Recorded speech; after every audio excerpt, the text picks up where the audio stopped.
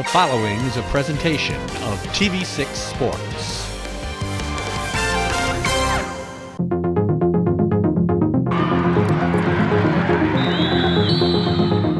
Turned it up and all I could see was open fields. You know, just being with them on the field is just a great feeling.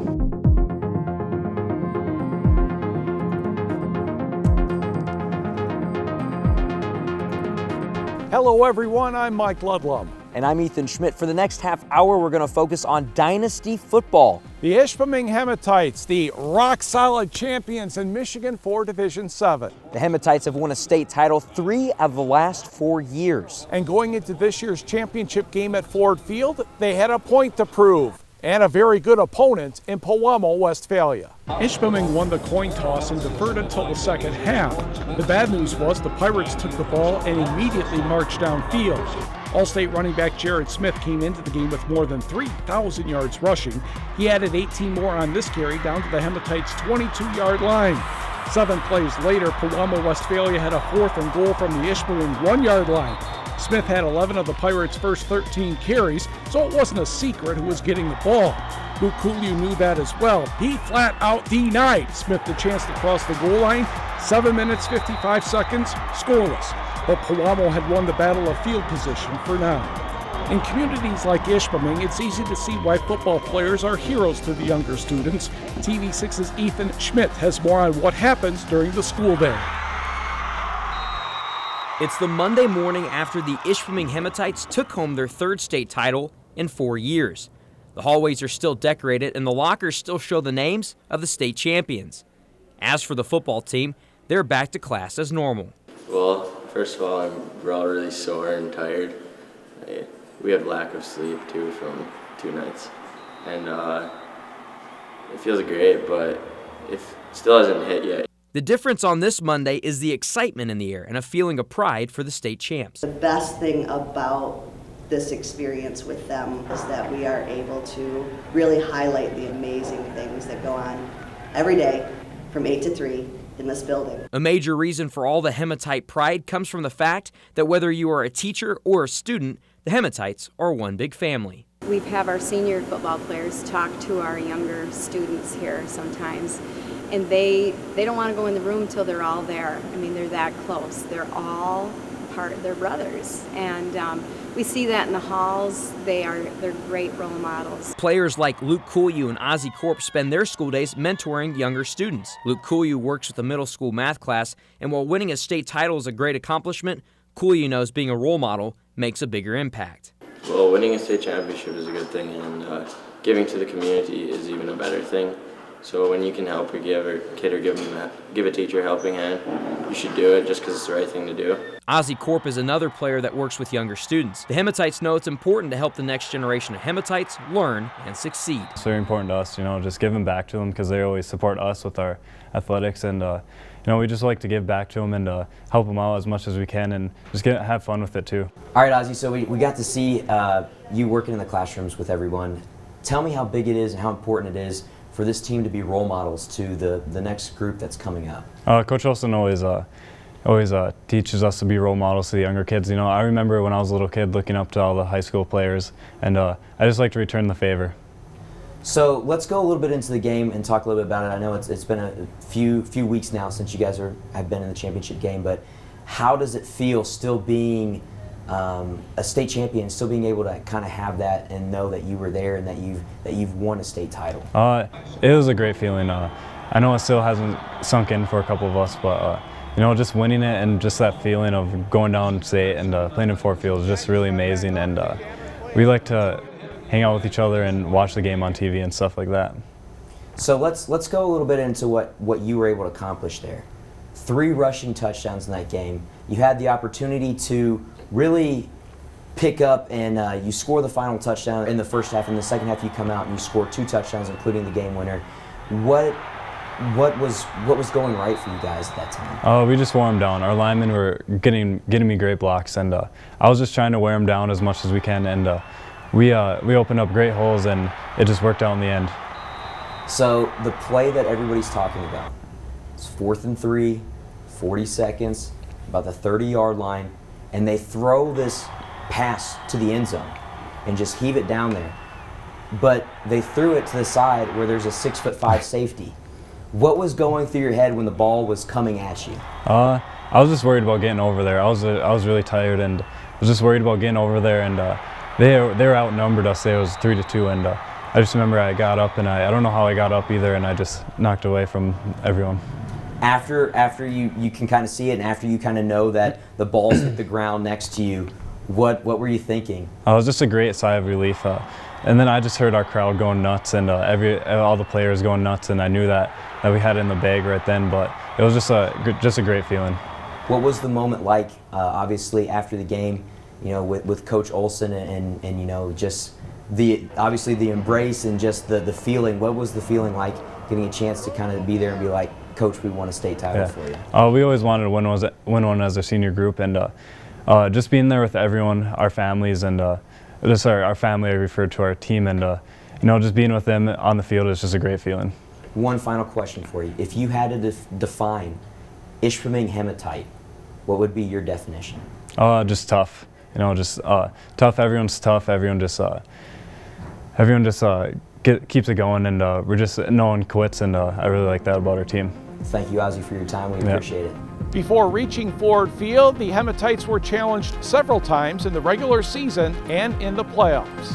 After a tough win over Iron Mountain and an easy victory over Manistee, Week 3 saw Ishpeming visiting Calumet. The score was tied at 8 until Isaac Olson found running room to the near sideline. He scored a couple times as the Hematites pulled away for a 34-8 result over the Copper Kings. The Hematites cruised past Westwood and Norway and were idle for Week 6. But in Week 7, Negaunee had Ishpeming on the ropes for quite a while. This Ozzie Corp 55-yard touchdown pass to Thomas Finnegan allowed the Royal Blue and White to raise their record to 6-0, Hematites 22, Miners 16. Week 8 was a trip to eventual Division 8 semifinalist St. Ignace. Darren Jukin recovered a fumble for Ishpeming. That would set up a touchdown by Isaac Olson. Ishpeming won 20-14 and closed the undefeated regular season with a shutout over Gwynn. The first round of the playoffs brought Westwood to the playgrounds.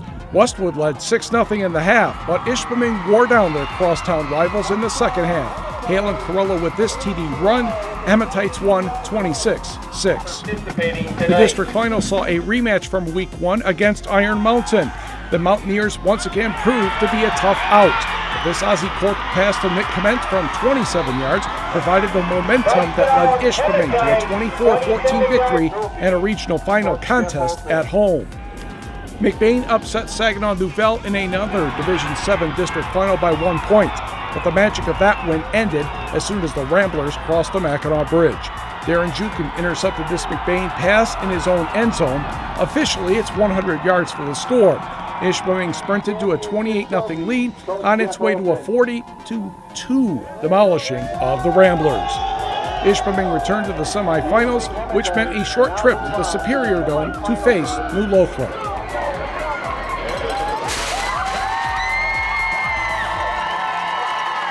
The Hornets could not contain Ozzie Corp. This touchdown gave Ishpeming a 22-6 advantage in the third quarter. The Hornets scored late in the fourth to get within 8 points, but Matt Malone's recovery of the onside kick enabled Ishpeming to reach Ford Field for the 5th time in 6 seasons. Final score, 22-14. Coming up after the break, we're going to take a look at the second quarter highlights from the state championship game and have a sit-down interview with the guys who make this play a possibility.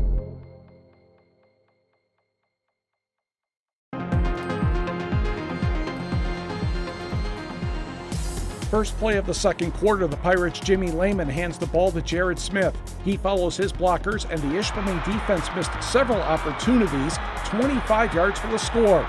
Lehman found Bryce Thalen with a 50-yard TD pass, and the Pirates grabbed the 16-0 lead less than 3 minutes into the quarter.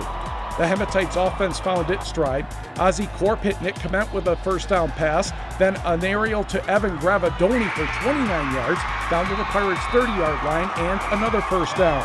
2 plays later, Isaac Olson picked up 1 yard on a counter, but the bonus here was a 5-yard face mask penalty, an automatic first down. 8 plays later, on 4th and goal from the PW 1-yard line, Corp twists into the end zone. The two-point conversion did not work, but Ishpeming was on the board, trailing 16-6. PW's next drive picked up 1 first down, but Smith was stripped of the football by Luke Coolio near midfield. Devin Kent recovered. Ishpeming turned the ball over on downs in just about the same spot. The Pirates had 11 seconds. Time for a 10-yard run and a Hail Mary that fell incomplete. The Hematites trailed by 10 at the half. Ishpeming's success can be traced to many things, including the improvement of the offensive line during the season. TV6's Ethan Schmidt talks to the blockers who created the room to run and pass for the blue and white. All right, guys, so real quick, just want to take a poll with you guys. How many of you guys were starters last year on this team or on the offensive line at all? None of us. No. So you guys come into a season, none of you guys have played offensive line together. How long did it take you guys to gel as a team? 12 games. Awesome. So 12 games. So you guys go a whole season. Finally, by the end, you guys are like, we're a good unit. So, I mean, one other thing that I have, and Matt, you said this after the New Lothrop game. You said, everybody's bigger than me. Everybody is always bigger than me. They're bigger than our offensive line. So you guys played against a team in Pewamo, Westphalia, who had 19 guys who were either bigger than you by both weight and height or one or the other. What'd you guys do in that game? What'd you guys see? How'd you guys take care of that? Well, we just used our technique, Ryan, our feet, give the ball Corp, and he did the rest. He got low, real low. So let's look at this. Some of you guys are here seniors. We have a few seniors here. How does this rank on your Ishpeming memories? Considering it's like, this is like the only year I played, you know, and then going out and starting, it's like probably the greatest memory of my whole high school career. This is like the greatest thing I've ever done in high school football. Yeah. I mean. What about the juniors? What do you guys have planned? What do you guys want to do next year? Is this something that you guys want to kind of keep that legacy going, or what are you going to tell the team to start, you know, and when you guys start conditioning?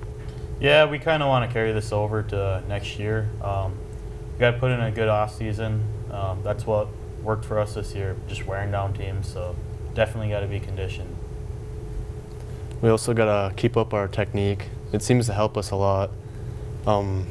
Their coach, Jeremy Miller, I think his name was, he even mentioned in the article for their paper that it was almost textbook blocking. And I think that's helped us a lot in our victory over them. A lot of people coming in this year doubted this Ishpeming team, and then you guys, not only do you guys have a offensive line that has never played a game together, what does it say about this team? What does it say about you guys when people are counting you out? The doubt made me and everyone else work twice as hard, you know, just to come out on top, just to prove everyone wrong, I guess.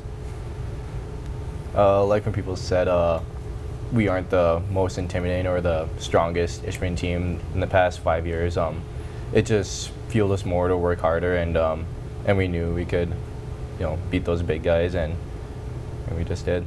High school sports, including football, need all the financial backing they can get. TV6's Rebecca Himmelstein sat down with local businesses and spoke about their support for the Hematites.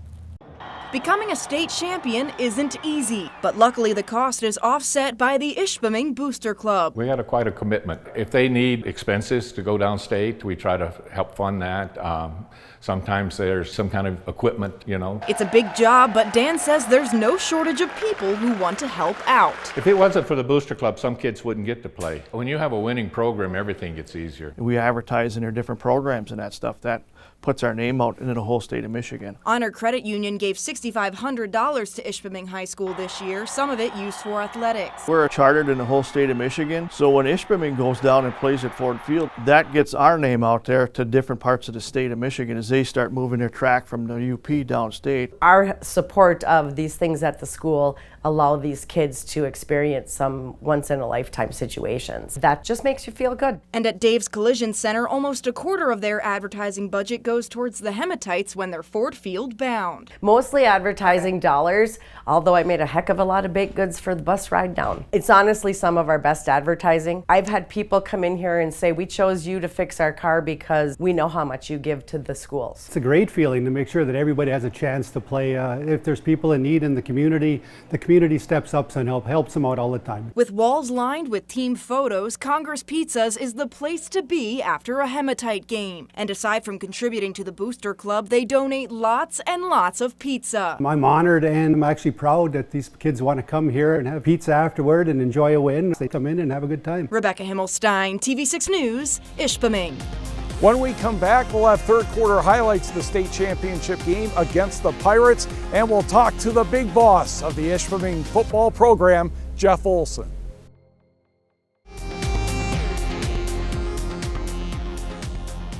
Ishpeming starts the third quarter with a pass. Ozzie Corp to Thomas Finnegan, good for 15 yards and a first down to the PW 45-yard line. 8 Corp rushes later, the ball is on the Pirates 17. Corp connects with Finnegan again.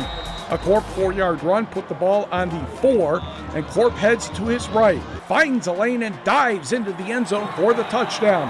Corp ran in the 2-point conversion. Hematites cut the deficit to 16-14.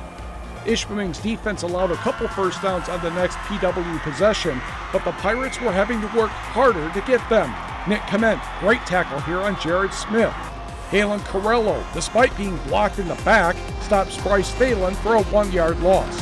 Ishpeming was starting to impose its will on the Pirates.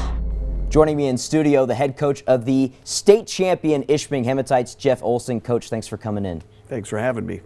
Definitely a great end of your season. We're going to jump into the action kind of about the third quarter. End of the third quarter, you guys are only down by 2. It's 16-14. What changed from that first half where you guys going to halftime down 16-6 into that third quarter into the second half? I think we just started executing better. You know, people talk about all the changes that we made. We didn't make any changes. Even at halftime, when we drew up on the board what they were doing is something that we practiced all week against. So talk a little bit about Ozzie Corp's play as we went into that second half. The first half, he was doing the things right. He was getting the yards that he normally gets, but in the second half, he was getting more and more and more. What do you think clicked with him? Was it just the execution portion, or how did Ozzie change? Well, I think it was the execution portion of that. One thing we did do is we even got a little bit more basic. We were trying some different blocking schemes, and we just went down to just take the man ahead of you, do what you do what you're supposed to do against that person. And we wanted to go to somebody else too, but they were staying pretty vanilla in what they were doing, and they weren't giving us anything to the other side. So it was, let's let this, give it to the big back. And that was a big team that we played against. So it actually worked out in our favor that they weren't adjusting a whole lot, but we had to win those one-on-one battles. 4th down and 3. They drop back and heave it to the end zone. What's going through your mind before Ozzie makes the play? Well, I've been in this business a long time, and there was probably 40-some seconds left, 50 seconds left, and it's tough to stop somebody on one play, especially a team like that. So, we're hoping in the back of our mind we could stop them on that play, force an incomplete pass. Didn't want the quarterback to run, however. We actually figured that they were going to try to swing their tail back out, and that's exactly what they did. And we had 3 guys covering it. 2 of our linemen went out. I mean, they listened very well. So, we had too many guys covering it. The quarterback probably could have ran if he wanted to for the first down, but fortunate enough for us, he went for the whole ball of wax in one play and threw it in the end zone. And again, having throwing it right at the big 6'5" guy, was able to put his arm up and swat it away. It was just played right into our hands. All right, thank you, Coach. Let's head back out to Mike Ledlum. Ishpeming wasn't the only state champion in high school football this season. When we come back, we'll look at 8-man football and the winners from North Central.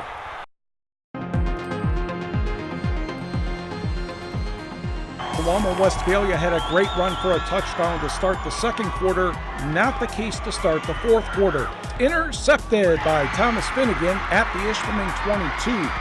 He crosses to the near sideline before a Ford Field turf monster grabs him at the 39. A penalty and good defense by PW forced Ishpeming to face a 3rd and 13 on the Hematite 36.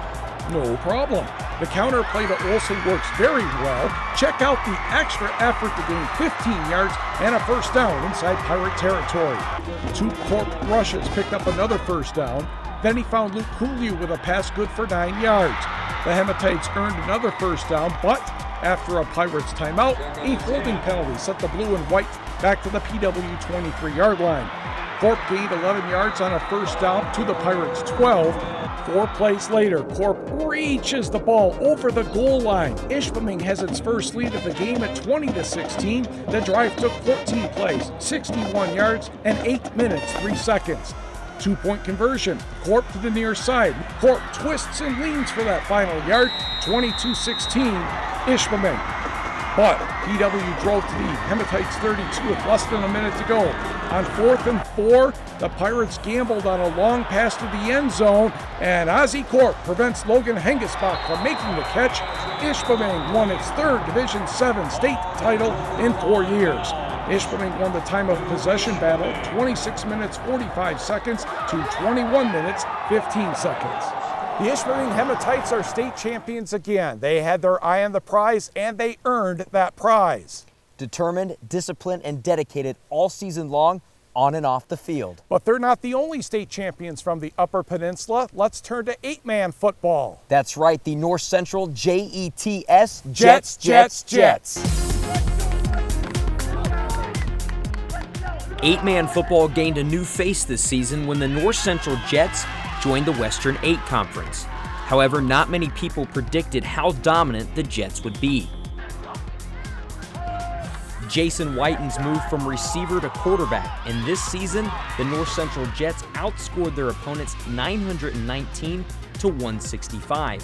That includes their playoff run and state championship victory. It was no surprise after the Jets' start that until the playoffs, no team scored more than 20 points against the Jets. In fact, during the semifinal contest with the Cedarville Trojans, the Jets held the Trojans to 6 points. Junior running back Bobby Kleiman spent most of the game in the end zone, and after it, he was very confident that the Jets would win the state title. It's amazing. Hey, we've never done this before. Hey, we're excited. We're going to come to practice. We're going to practice hard, and we're going to go there, and we're going to win. In the state title game, the Jets started slow, but the second half was back to Jets football. The Jets would beat Battle Creek St. Philip 58-33. State championship came home with the Jets, but first it stayed the night tucked in bed. It was on the pillow next to me in the bed. I never thought I'd ever see that. I had a couple people staying in my room, and I said, well, there's lots of stuff there. I'll just put it right here. And that's where it spent the night. The Jets finished the season 13-0. Now the Jets have spent a whole basketball and football season undefeated. So the Upper Peninsula had 2 state football champions this year, the Ishpeming Hematites and the North Central Jets. Congratulations to both those teams. It was a fantastic story for both of those programs. We appreciate you watching our program tonight. I'm Mike Ludlam. And I'm Ethan Schmidt. We'll see you next fall.